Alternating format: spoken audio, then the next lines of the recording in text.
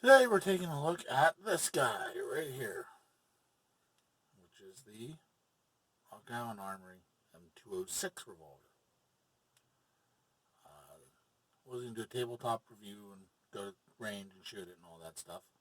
But for full disclosure, I've already shot this and it kind of broke on me already. So the tabletop portion of this might be a little skewed because it's going to be hard to be impartial when I already know the turd broke. So I picked this up and had a chance to go to the range the next day. And I took it to shoot it. And about 100-yard rounds I took at the range there. I did not make it through 100 rounds. It broke after about 60, 70 rounds. Somewhere in there is when some shit started going real bad with it. So, we'll take a look at it anyway, and I'll show you the range footage, and then we'll come back and discuss it a little more. Alrighty, guys. So, what do you get with the M206? So you pick it up, and you get this little Rock Island Armory hard case. It's a cheap plastic case. Lots of guns come with it.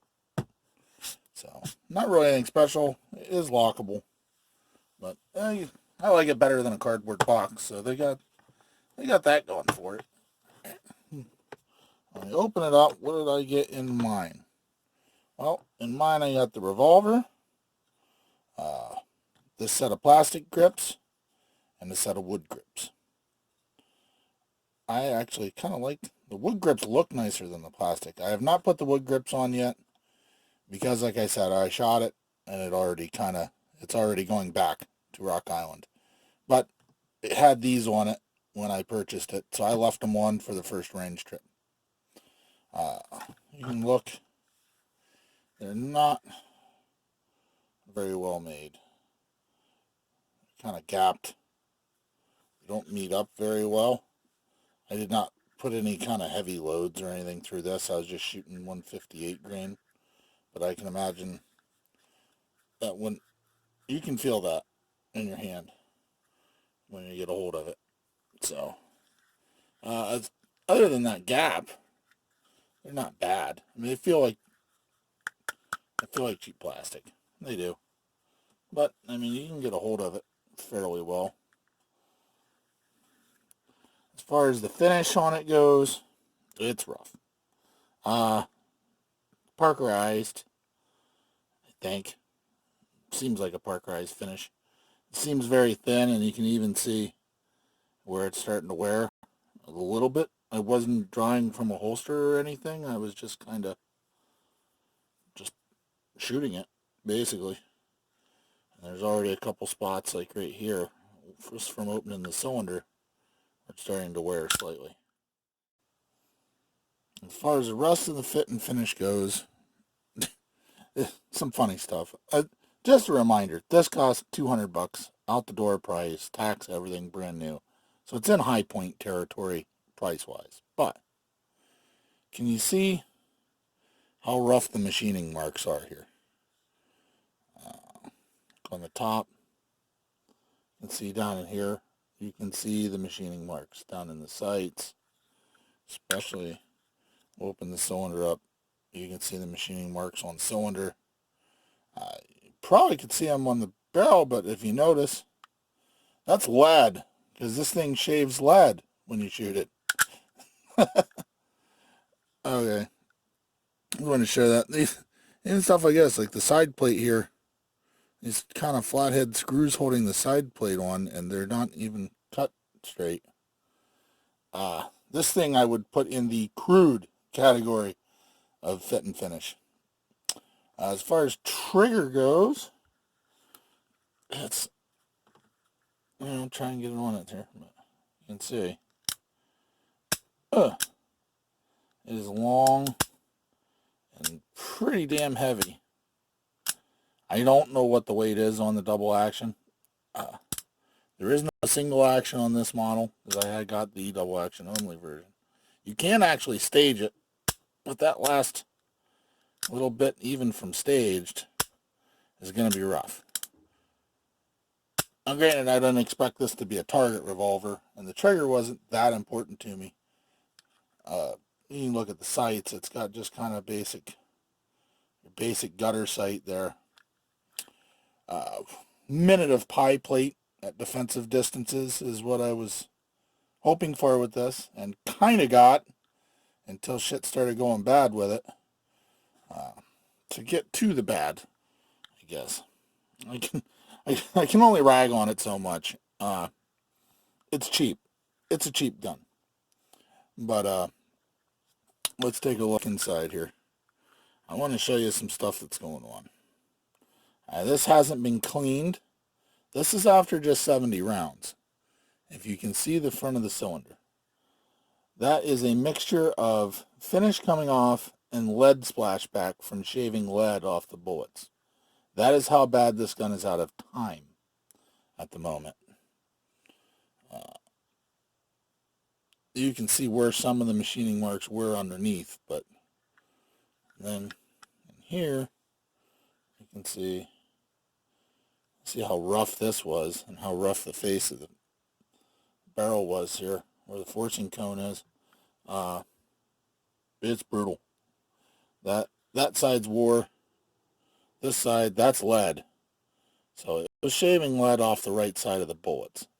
Now, I don't know how long it was doing that for, but I know accuracy really took a nosedive pretty quickly with this. I started shooting it and it was hitting to the left, which I thought was just a combination of the poor gutter sights, which if I were going to keep this, I'd definitely paint this ramp, or at least the top part of it here, this front ramp sight, because it's really hard to pick up. Like I said, shooting, I thought that hitting left was a combination of the heavy trigger, gritty trigger, mixed with the craptacular sights, and me. And then it started spraying them all over the place, and then it kind of locked up, which it's not doing right now, surprisingly. Since it cooled down, it actually can make it too. It's actually turning and getting around all 6 now. Before, it hit a spot where it would bind and you'd be stuck like that, okay? So, I don't know why it's not binding now. It was. There's even some marks up here. Huh. And you can see just not even 100 rounds and a little bit of dry fire, we're already getting a turn ring on the cylinder. Can you see it? So the finish on this is going to wear quick. Very quickly, I guarantee it. Alright, so let's get to some range footage on this, and then I'll come back and I'll pick on it a little more. I don't know if I'm going to put these wood grips on. I think I'm going to leave it as it is, because like I said, this is going back to Rock Island to get repaired as well as they can. Alright, let's take her to the range.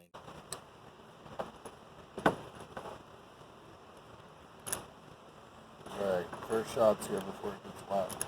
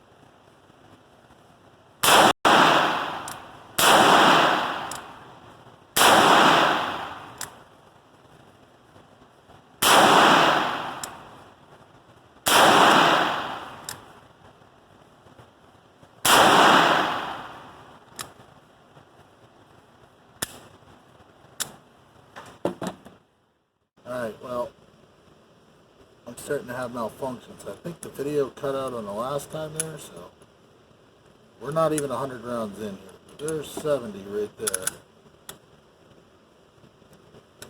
So we got 4 loaded. Let's see if it does it.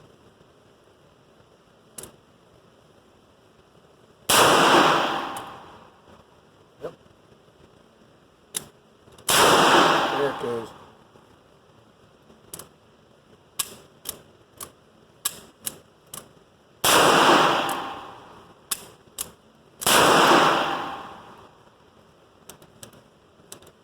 Locked up again.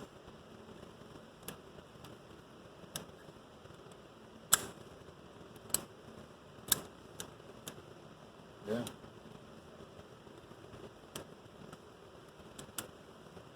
Alright, so I broke it in 70 rounds. Actually, we're going to say I broke it in 60 rounds.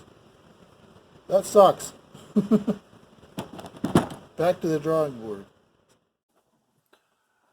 Alright guys, so you kind of saw how the range footage with this. Still not able to get it to bind like it was again. When I brought it home, it was still binding up, and I left it set. This is a day or two later, but it's been sitting. Ah, there it is. That's it right there. Now it bound again. See? Action's completely bound up. I am on as hard as I can.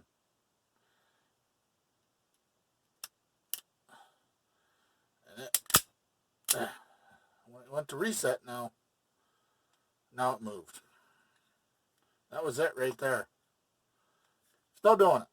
So it is going back to Rock Island.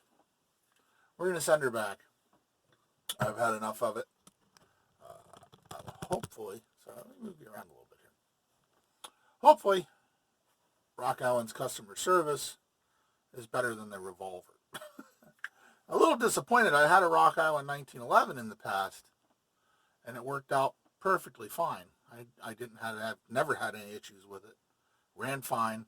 I mean, other than being a little roughly finished, it worked good, which is why I got this. I could let the rough finish go by. I mean, you're looking at a budget gun, and there's always things like Cerakote and stuff like that when the finish got beat up on it. This is basically what I see as, your basic kind of truck gun. Throw it in the tackle box, throw it in the glove box, whatever. It doesn't matter what it looks like as long as it functions fine. This one does not function. Not fine or otherwise. Shaving lead off the side like that and locking up like that is very basically dangerous. I mean, that could be an issue depending on what kind of pressure ammo you're shooting and stuff. It's not good. I would definitely not trust my life with this thing ever. I mean, even after they fix it, I'm pretty sure this will end up going down the road to somebody else.